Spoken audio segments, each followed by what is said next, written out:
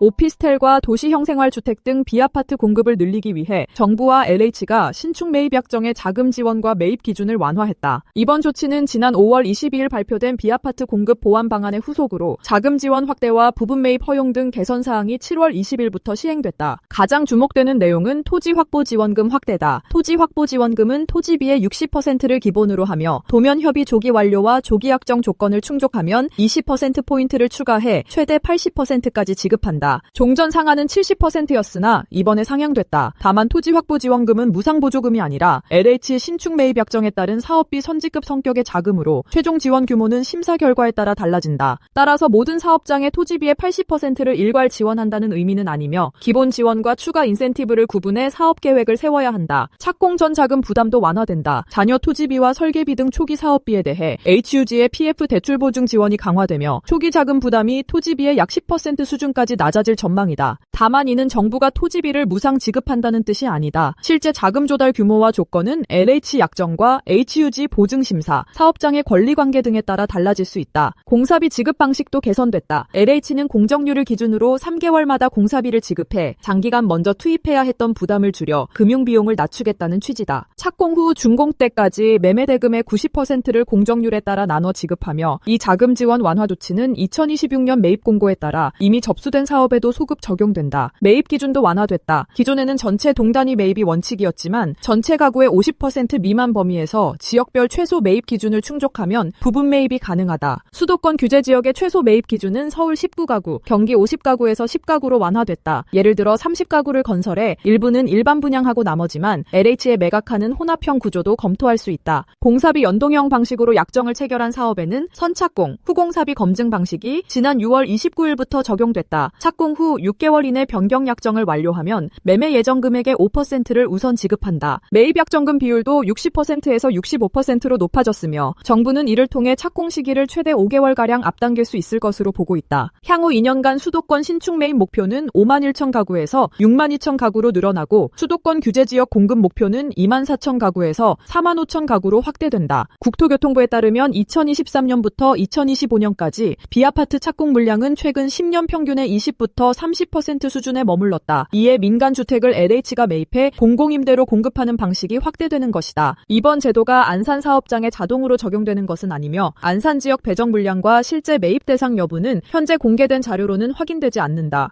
최대 80%보다 매입 가격이 핵심. 시행사가 먼저 확인해야 할 것은 지원 비율이 아니라 매입 대상 여부와 실제 매입 가능 가구 수, LH 예상 매입 가격이 총사업비보다 높은지, 토지의 권리관계 정리 여부 등이다. 경기연합신문은 LH의 지역별 매입 공고와 안산 지역 배정 물량, 적용 가능한 주택 유형 및 매입 가격 산정 기준을 추가로 확인해 후속 보도할 예정이다.